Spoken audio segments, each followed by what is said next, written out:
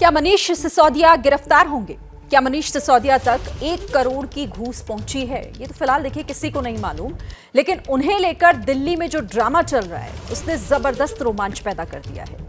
आज सुबह खबर आई कि मनीष सिसोदिया के खिलाफ लुकआउट सर्कुलर जारी किया गया है।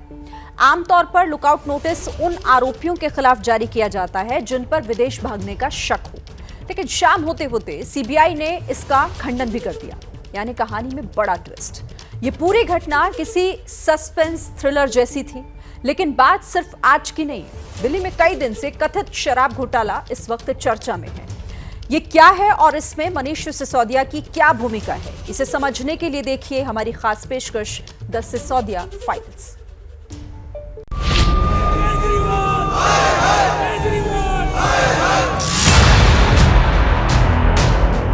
लुकआउट नोटिस किन परिस्थितियों में जारी किया जाता है? जो व्यक्ति भगौड़ा हो। अरे भाई वो शिक्षा मंत्री है।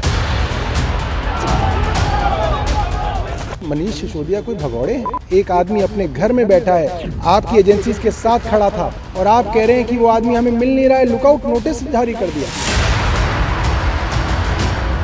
जो चोर होता है वही शोर मचाता है, वही आम आदमी पार्टी कर रही है।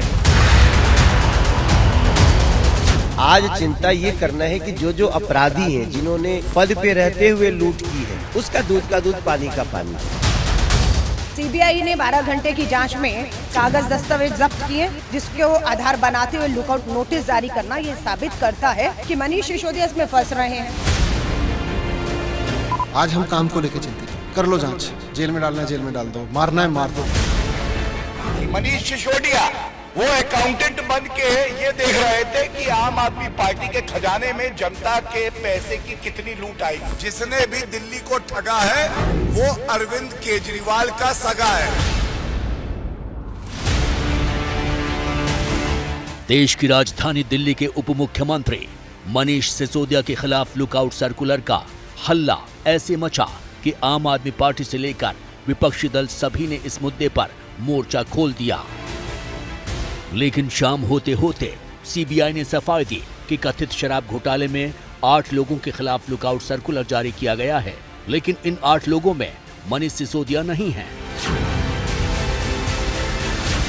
दिल्ली में पिछले 48 घंटों से एक एक्शन थ्रिलर फिल्म जैसा माहौल बना हुआ है कि पल पल की घटनाएं इतनी तेजी से बदल रही हैं कि इसे ट्रैक करना आसान नहीं है।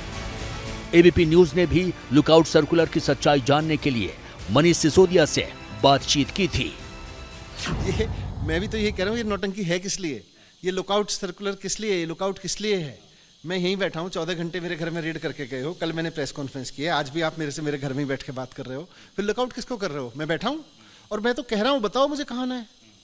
ये रेड में कुछ नहीं मिला, 1 पैसे का कुछ नहीं मिला, फर्जीवाड़ा कर रहे हो। मनीष सिसोदिया के खिलाफ लुकआउट सर्कुलर तो फिलहाल जारी नहीं किया गया है, लेकिन क्या भविष्य में इसे जारी किया जा सकता है, इस पर अधिकारियों ने साफ साफ कुछ भी नहीं कहा है। एक सवाल यह भी है कि क्या मनीष सिसोदिया की गिरफ्तारी हो सकती है? जानकारों का मानना है कि हर मामले में ऐसा जरूरी नहीं है, लेकिन इससे इनकार भी नहीं किया जा सकता। मनीष सिसोदिया फिलहाल दिल्ली में अपने घर में हैं और जांच एजेंसियों का पूरा सहयोग कर रहे हैं। चूंकि सिसोदिया दिल्ली के उप मुख्यमंत्री हैं और आम आदमी पार्टी के बड़े नेता हैं, ऐसे में सबकी नजर इस बात पर है कि अब आगे क्या होगा। इसमें कानूनी और राजनीतिक दोनों सवाल हैं। क्या सीबीआई के और छापे पड़ेंगे? क्या मनीष सिसोदिया को गिरफ्तार किया जाएगा? क्या सिसोदिया पर लगे आरोपों का गुजरात चुनाव पर असर पड़ेगा? क्या आम आदमी पार्टी की साख गिर जाएगी? एलिगेशंस लगे हैं मनीष सिसोदिया के खिलाफ, वो तो वैसे देखने में बहुत ही गंभीर है और इसमें सीबीआई के ऊपर डिपेंड करता है कि क्या उनके पास मटेरियल है और वो कब उनको अरेस्ट करना चाहते हैं, नहीं करना चाहते हैं। केजरीवाल सरकार की आबकारी नीति के चलते सीबीआई के शिकंजे में घिरे दिल्ली के उप मुख्यमंत्री मनीष सिसोदिया के खिलाफ 17 अगस्त को ही एफआईआर दर्ज की गई है।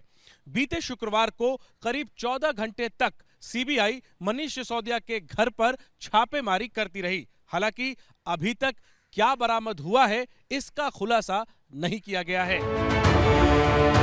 सीबीआई ने 19 अगस्त को मनीष सिसोदिया के घर पर छापा इसलिए मारा क्योंकि कथित शराब घोटाले में सीबीआई ने एफआईआर में सिसोदिया समेत 15 लोगों को नामजद किया है, जबकि 16वें नंबर में अज्ञात पब्लिक सर्वेंट और प्राइवेट पर्सन का जिक्र है। यानी जांच एजेंसी आगे कुछ अन्य लोगों के नाम भी एफआईआर में जोड़ सकती है। मनीष सिसोदिया को इस एफआईआर में आरोपी नंबर 1 बनाया गया है। यानी मुख्य आरोपी मनीष सिसोदिया समेत जिन लोगों के खिलाफ एफआईआर दर्ज की गई है, उन पर लगी धाराओं को समझिए। सीबीआई की एफआईआर में सिसोदिया समेत बाकी आरोपियों पर प्रिवेंशन ऑफ करप्शन एक्ट की धारा 7 लगाई गई है। इस धारा में दोषी पाए जाने पर कम से कम 3 साल और अधिकतम 7 साल की जेल और जुर्माने का प्रावधान है। इसके अलावा इनके खिलाफ आपराधिक साजिश के आरोप में आईपीसी की धारा 120 भी लगाई गई है। इसके तहत 6 महीने जेल या जुर्माना दोनों का प्रावधान है। आरोपियों पर कागजों में हेराफेरी के आरोप में आईपीसी की धारा 477A भी लगाई गई है। इस धारा के तहत 7 साल की जेल या जुर्माना और दोनों एक साथ लगने का प्रावधान है। सीबीआई वालों ने 14 घंटे पूरा रेड की, घर का कोना कोना छाना, लेकिन उनको कुछ सबूत नहीं मिला किसी भी एक पैसे के भ्रष्टाचार का। फिर वो मतलब सारा घर छानने के बाद ना उनको कुछ पैसे मिले। थोड़े बहुत पैसे मेरे घर में होते हैं जो घर के खर्चे के लिए होते हैं, खाना पीना, मेरे बच्चों के कपड़े, मेरे वाइफ के कपड़े, मेरे कपड़े, सब तलाश लिए उन्होंने। फिर फाइनली मेरा कंप्यूटर, उसमें भी कुछ नहीं था, उसको सीज़ करके ले गए। मेरा फ़ोन सीज़ करके ले गए। मेरा व्हाट्सएप, मेरा पर्सनल नंबर उन्होंने सीज़ कर लिया है, उसको मैं यूज़ नहीं कर पा रहा। तो एनीवे, मुझे इससे कोई चिंता नहीं है, जांच कर लो। मनीष सिसोदिया के अलावा इस केस के बाकी आरोपी कौन कौन हैं और उनके खिलाफ क्या आरोप है, ये विस्तार से बताने से पहले आपका ये समझना जरूरी होगा कि दिल्ली की नई शराब नीति क्या है, उसमें क्या बदलाव हुआ जिसके बाद सारा बवाल शुरू हो गया। दिल्ली की केजरीवाल सरकार का दावा है कि उन्होंने दिल्ली में नई शराब नीति इसलिए बनाई क्योंकि उनका मकसद शराब माफिया और कालाबाजारी को खत्म करना और शराब की दुकानों का समान वितरण सुनिश्चित करना था।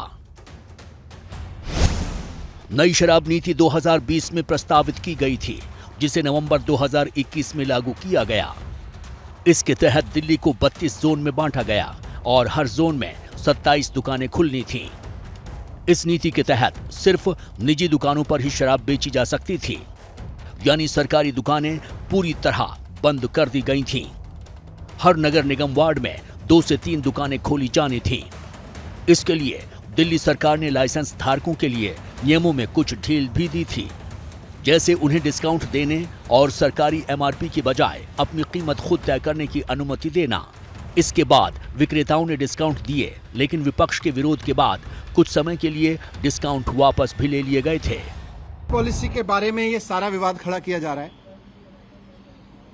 मैं उसके बारे में कहना चाहता हूं कि वो इस देश की सबसे बेस्ट एक्साइज पॉलिसी है और उस पॉलिसी को हम पूरी ट्रांसपेरेंसी और पूरी ईमानदारी से लागू कर रहे थे और बहुत ईमानदारी से वो पॉलिसी तैयार की गई। अगर दिल्ली के एलजी साहब ने 48 घंटे पहले उस पॉलिसी को फेल करने की साजिश के तहत अपना फैसला नहीं बदला होता तो आज दिल्ली सरकार को इस बेस्ट एक्साइज पॉलिसी से कम 10,000 करोड़ रुपए हर साल मिल रहे हो। इस विवाद की शुरुआत 8 जुलाई को हुई थी, जब दिल्ली सरकार के मुख्य सचिव नरेश कुमार ने उपराज्यपाल विनय कुमार सक्सेना को एक रिपोर्ट सौंपी थी। इस रिपोर्ट में मनीष सिसोदिया पर कमीशन और रिश्वत के लिए शराब विक्रेता लाइसेंस धारकों को अनुचित लाभ पहुंचाने का आरोप लगाया गया था। दिल्ली के मुख्य सचिव की रिपोर्ट में यह भी आरोप था कि इस कमीशन और रिश्वत का इस्तेमाल आम आदमी पार्टी ने पंजाब विधानसभा चुनाव में किया था। उपराज्यपाल के इस मामले में सीबीआई जांच की सिफारिश करने के बाद 1 अगस्त को मनीष सिसोदिया ने नई शराब नीति को वापस ले लिया था। इसके बाद दिल्ली में सिर्फ सरकारी शराब की दुकानों को खोले जाने की इजाजत है। अंग्रेजी अखबार द इंडियन एक्सप्रेस के मुताबिक उपराज्यपाल और मुख्यमंत्री को दी गई रिपोर्ट के मुताबिक मनीष सिसोदिया ने बिना उपराज्यपाल की मंजूरी के आबकारी नीति में बदलाव किए हैं, जैसे कि लाइसेंस फीस में 144 करोड़ की छूट दी गई, इसके लिए सीधे मनीष सिसोदिया ने आदेश दिए थे और कोरोना महामारी का कारण बताया गया था। पूरी पॉलिसी में कहीं कुछ गलत नहीं है। मुझे भी इधर उधर से काफ़ी सुनने को मिलता था कि 144 करोड़ का घोटाला है, 30 करोड़ का घोटाला है। बीजेपी का कोई नेता खड़े होकर बोलता था 1100 करोड़ का, 8000 करोड़ का घोटाला है। जब एफआईआर देखी तो बोले कि जी वो 2 कंपनियों के बीच आपस में कुछ लेन देन है और वो भी बैंक टू बैंक लेन देन है वाइट में, वो मनीष सिसोदिया का घोटाला है। कर लो जांच, 1 करोड़ की भी कर लो, 144 की भी कर लो, 30 की भी कर लो, 8000 करोड़ की भी कर लो, 1100 करोड़ की भी कर लो। सीबीआई की जिस एफआईआर में मनीष सिसोदिया को आरोपी नंबर 1 बनाया गया है, उसकी जांच की सिफारिश दिल्ली के उपराज्यपाल विनय कुमार सक्सेना की थी। उन्होंने दिल्ली की आबकारी नीति को लागू करने में कथित अनियमितताओं को लेकर जांच की सिफारिश की थी। सीबीआई की एफआईआर के मुताबिक मनीष सिसोदिया और तत्कालीन आबकारी आयुक्त ए गोपी कृष्णा और अन्य लोगों ने लाइसेंस धारकों को अनुचित तरीके से फायदा पहुंचाने के लिए सक्षम प्राधिकरण से मंजूरी लिए बिना 2021-2022 की आबकारी नीति से जुड़े फैसले लिए थे। आरोप है कि आबकारी नीति में गैर कानूनी तरीके से बदलाव हुए। वहीं लाइसेंस फीस और बिना अनुमति के लाइसेंस विस्तार में लाइसेंस धारकों को अनुचित फायदे पहुंचाने के लिए नियमों का पालन नहीं किया गया। सूत्र के हवाले से लिखा गया है कि कुछ लाइसेंस धारक सरकारी कर्मचारियों तक पैसे पहुंचाने के लिए रिटेल विक्रेताओं को क्रेडिट नोट जारी कर रहे हैं। मनीष सिसोदिया जी बताएं कि मैन्युफैक्चरिंग कंपनियों को रिटेल में ठेके की अगर अनुमति नहीं होती थी तो आपने क्यों दी? मनीष सिसोदिया जी से मेरा दूसरा सवाल यह है और अरविंद केजरीवाल जी से कि कार्टेल कंपनियों को शराब बेचने की ठेका क्यों दिया? अगर दिया तो क्यों? मुझे जेल भेजना है, भेजो। मेरा एफआईआर में नंबर 1 नाम लिखा है। अब बताओ कि आपके पास देश को नंबर 1 बनाने का क्या समाधान है? आप एफआईआर में मुझको नंबर 1 बना चुके ना, अब तो बताओ कि देश को नंबर 1 कैसे बनाओगे? ये प्रधानमंत्री जी 24 घंटे बैठ के सीबीआई ईडी करते रहेंगे, छापे कहां डलवाएं, सरकारें किसकी गिरवाएं, इससे थोड़ी देश नंबर 1 बनेगा। सीबीआई की एफआईआर में मनीष सिसोदिया के अलावा कई सरकारी अधिकारियों और प्राइवेट कंपनियों के नाम हैं। एबीपी न्यूज ने एफआईआर में शामिल लोगों के घर जाकर उनसे बात करने की कोशिश की। उन लोगों के घर पर क्या मिला, यह जानने से पहले हम आपको एफआईआर में शामिल सभी 15 आरोपियों के नाम बताते हैं। सीबीआई की एफआईआर में सबसे पहला नाम है दिल्ली के उप मुख्यमंत्री मनीष सिसोदिया का। इसके बाद नाम है पूर्व excise commissioner A Gopi Krishna का। इसके अलावा पूर्व deputy commissioner excise Anand Tiwari, पूर्व assistant excise commissioner Pankaj Bhatnagar, Pernod Ricard company का पूर्व कर्मचारी मनोज राय, ब्रिंडिको स्पिरिट्स के मालिक अमनदीप, इंडो स्पिरिट्स के मालिक समीर महेंद्रू, बड़ी रिटेल प्राइवेट के अमित अरोड़ा, उनकी कंपनी बड़ी रिटेल प्राइवेट लिमिटेड, दिल्ली के गुजरावाला टाउन में रहने वाले दिनेश अरोड़ा। इसके अलावा महादेव लिकर्स और महादेव लिकर्स के मालिक सनी मारवाह, बेंगलुरु के रहने वाले अरुण रामचंद्र पिल्लाई, गुड़गांव के रहने वाले अर्जुन पांडे और एफआईआर में 15वें नंबर पर अज्ञात सरकारी अधिकारियों के नाम हैं। आप ये भी बताइए कि खाओ गली और इंडो स्पिरिट जैसी ब्लैक लिस्टेड कंपनियों को क्या आपने ठेका दिया या नहीं? एक सवाल मेरा और भी है कि 25 अक्टूबर को जब दिल्ली के ही एक्साइज डिपार्टमेंट ने ब्लैकलिस्टेड कंपनियों को और बाकी कंपनियों को नोटिस दिया था तो इस पर अरविंद केजरीवाल जी और मनीष सिसोदिया जी ने क्या कार्रवाई की? आम आदमी पार्टी की सरकार ने क्या कार्रवाई की? के ऑफिसर्स आए तो वो एफआईआर लेके आए थे। उसमें ना 8000 करोड़ का जिक्र था, ना 1100 करोड़ का जिक्र था। उसमें लिखा था सोर्सेज कह रहे हैं कि 1 करोड़ का घोटाला हुआ है। आरोपी समीर महेंद्रू, जो कि इंडो स्पिरिट के मालिक हैं, उन्होंने 1 करोड़ रुपए राधा इंडस्ट्रीज के राजेंद्र प्लेस स्थित यूको बैंक के अकाउंट में ट्रांसफर किए हैं। राधा इंडस्ट्रीज मनीष सिसोदिया के बेहद करीब माने जाने वाले दिनेश अरोड़ा की है। वहीं दिनेश अरोड़ा, जो कि मनीष सिसोदिया के बेहद करीबी हैं, यानी शक है कि दिनेश अरोड़ा के जरिए लाभ मनीष सिसोदिया तक पहुंचा। एबीपी न्यूज की टीम ने एक एक कर उन सभी 6 निजी कंपनियों तक पहुंचने की कोशिश की। जिसे सीबीआई ने नामजद किया है। इस सिलसिले में सबसे पहले एबीपी न्यूज संवाददाता अभिषेक रावत राधा इंडस्ट्रीज के मालिक दिनेश अरोड़ा के घर पहुंचे। मकसद था बातचीत कर सच्चाई जानना। कोई होगा उनकी फैमिली से? कोई नहीं यहाँ पे? अच्छा, कब से नहीं है? मतलब जो है मैं तो सुबह आता हूँ। हाँ हाँ। तो सुबह से मैंने अभी तक मतलब जो है गाड़ी देखी नहीं है, कब निकले कब गए। कल रात को थे? रात को शायद। गार्ड के मुताबिक दिनेश अरोड़ा अपने परिवार समेत कहीं चले गए हैं। कहां किसी को नहीं मालूम। दिनेश अरोड़ा का जो इस घर में 4th फ्लोर पर रहते हैं बताया गया है। अभी हमारी गार्ड से बात हुई है, उन्होंने बताया कि जब वो आए तो उन्हें दिनेश अरोड़ा और उनके परिवार वालों यहाँ नहीं मिले। गार्ड के मुताबिक वो लोग कहीं पे चले गए हैं। दिनेश अरोड़ा के बाद हमारी टीम पहुंची शराब नीति के दूसरे आरोपी समीर महेंद्रू के घर। समीर साहब या कोई और होंगे अंदर जिनसे नहीं, अभी तो कोई नहीं है। अच्छा, कल ही शाम में गए हैं, उसके बाद तो आए नहीं। और जैसे कल सीबीआई भी आई थी यहाँ पे? ये तो नहीं बता सकता, हमारी ड्यूटी में नहीं आई थी, मैं नहीं बता सकता हूँ।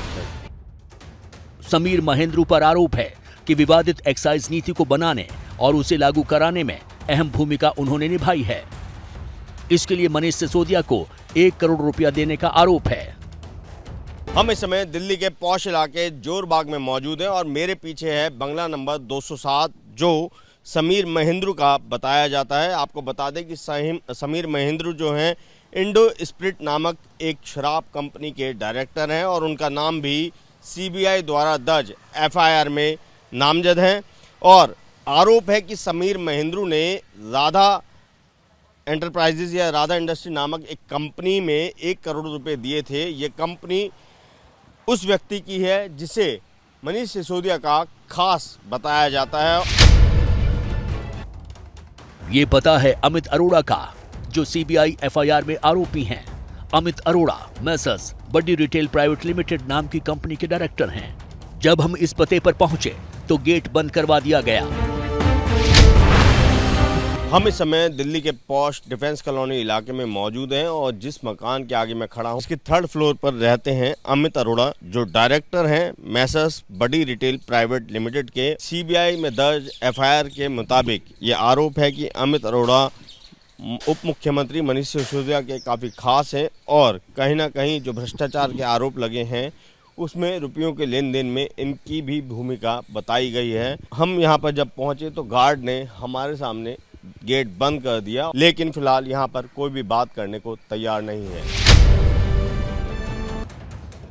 हमारी पड़ताल का अगला ठिकाना था महादेव लिकर्स। एफआईआर में इस कंपनी का नाम दर्ज है जिसके ऑथराइज्ड सिग्नेटरी सनी मारवाहा हैं।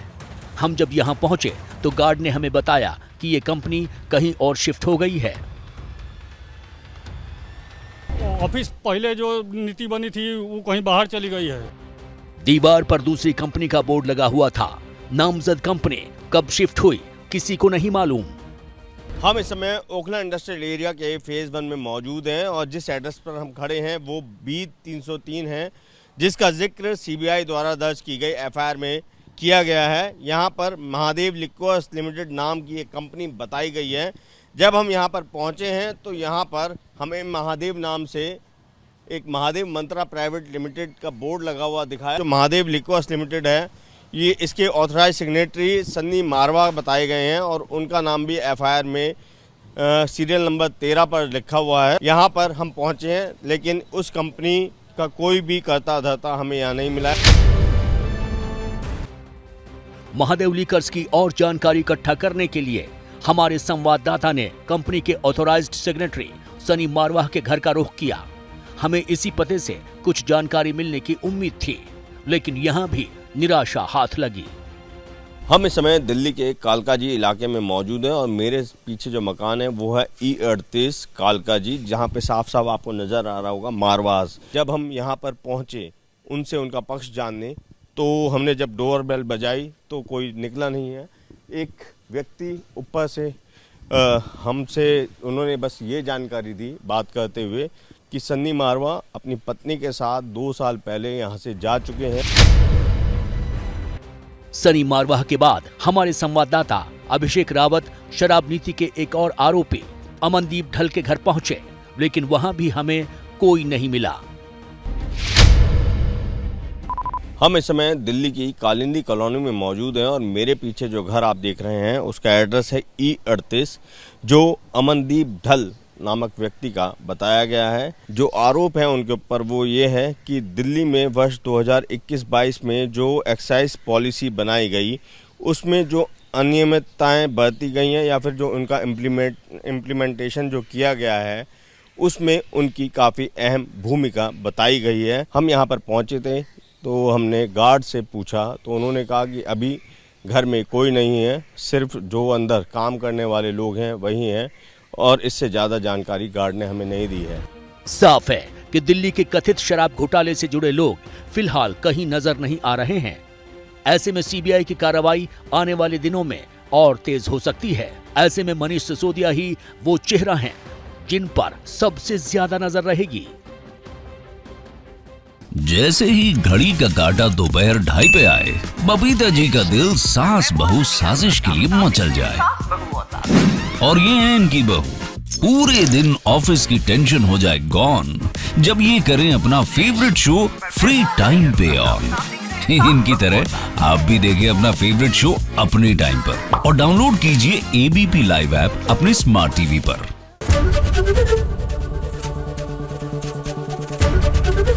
ABP न्यूज आपको रखे आगे।